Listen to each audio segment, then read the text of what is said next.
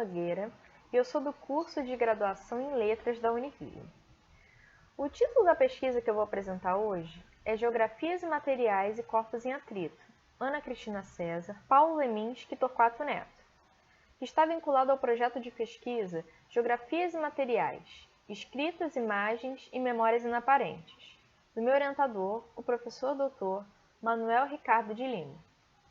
O presente estudo dá continuidade à minha pesquisa em torno da produção cultural do poeta, letrista e pensador Torquato Neto.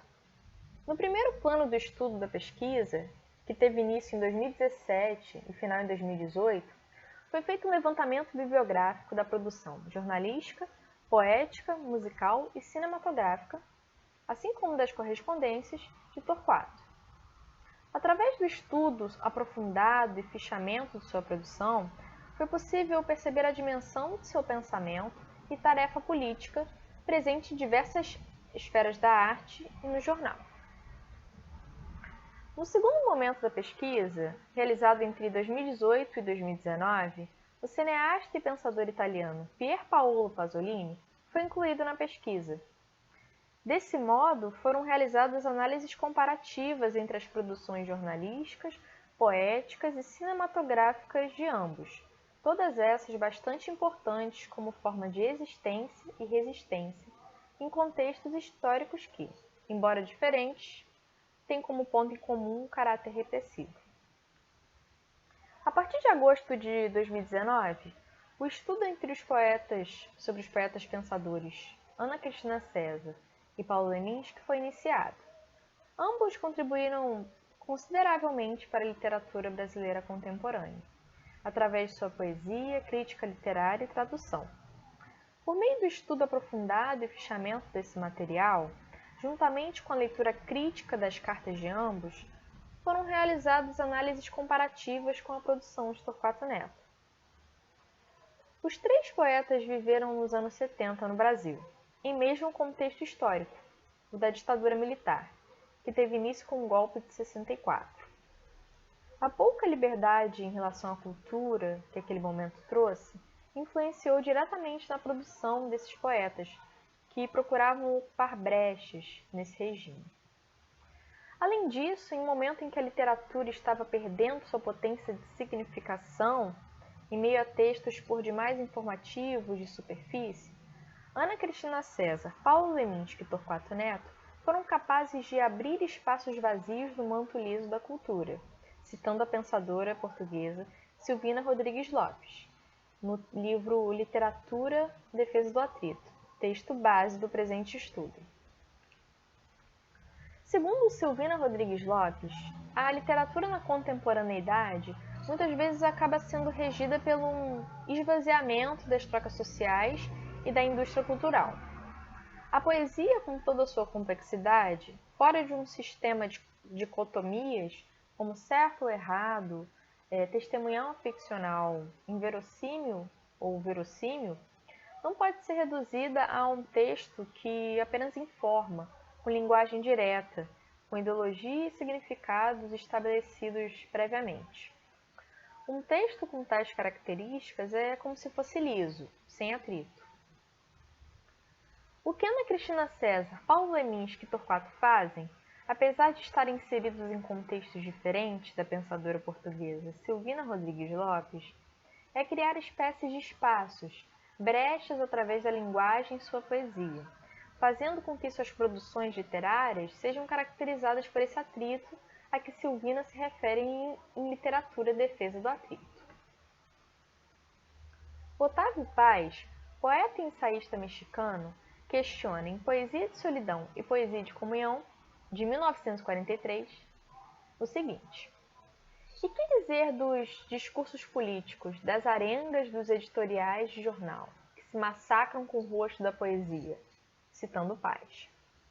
Silvina Rodrigues Lopes nos responde, se referindo ao ensino de literatura, afirmando sobre o risco de reduzi-la à erudição e a fins comunicacionais e jornalísticos, em Literatura, Defesa do Atrito.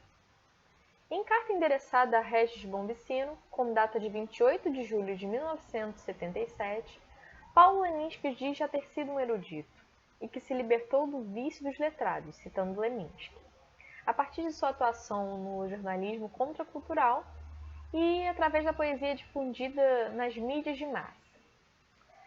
Tal ideia de deslocar a poesia de um lugar de erudição é semelhante à ideia de Silvina Rodrigues Lopes. Torquato Neto também possuía pensamentos semelhantes.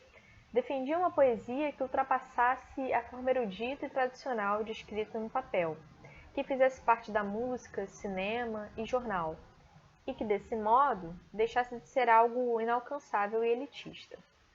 Através da coluna Geleia Geral, do jornal Última Hora, realizou importante contribuição para a cultura brasileira naquele momento, através da publicação de poemas, próprios ou de outros poetas, e divulgação de shows, discos e filmes de potência criativa e poética bem significativos naquele momento.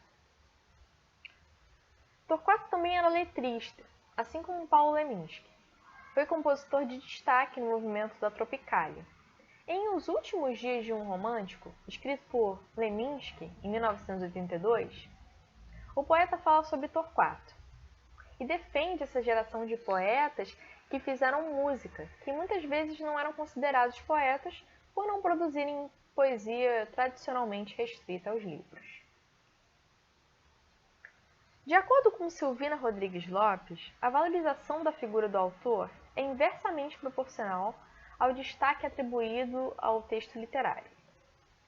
Ou seja, quando em um certo momento se dá mais destaque à potência do texto literário, menos o autor aparecerá como uma figura incontestável.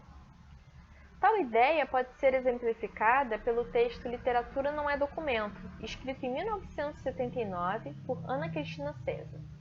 Nele, Ana Cristina reflete sobre o uso de documentários no ensino da literatura, defendendo a ideia de que seria muito mais proveitoso focar na dimensão dos textos nesses documentários do que na vida dos autores, que pouco importa para a literatura. Além disso, a poeta pensadora põe em xeque o valor documental e informativo atribuído aos documentários, principalmente quando se trata de um documentário sobre algo tão subjetivo como a literatura. Outra ideia de Silvina Rodrigues Lopes, presente em Literatura e Defesa do Atrito, comum aos pensamentos de Ana Cristina César e Paulo Leminski, é que a poesia não possui destinatário, logo não há como decifrá-la. Isso porque a poesia não possui significação completa, como num texto informativo, pois a construção do significado também se dá através do leitor. Ana Cristina César, em seu depoimento para o curso Literatura de Mulheres no Brasil, em 1983, aponta a diferença entre carta e poesia, sendo a primeira endereçada a alguém específico, enquanto a segunda possui significação muito mais ampla por não sabermos a quem se destina. Paulo Leminski, em Ensaios e Anseios Críticos, afirma que, por ser impossível saber quem vai ler um determinado texto literário, este seria um objeto sem autor para leitor nenhum, não se referindo a nada a não ser ele mesmo, citando Leminski. Um aspecto comum às produções culturais de Ana Cristina César, Paulo Leminski e Torquato Neto é a relação com a fotografia e o cinema. Os haikais de Leminski, inspirados em Bachot, possuem a espontaneidade e brevidade das fotografias. Ana Cristina César faz menção à fotografia e ao cinema em muitos de seus poemas. Além disso, faz referência à escrita de um roteiro de cinema em um de seus poemas, iniciado por Exterior, Dia, presente em A Teus Pés, livro de 1982.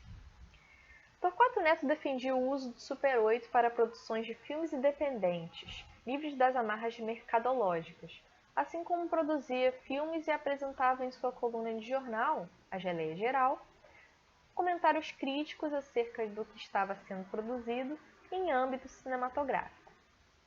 Bom, essa foi a minha pesquisa, espero que tenham gostado e muito obrigada pela atenção.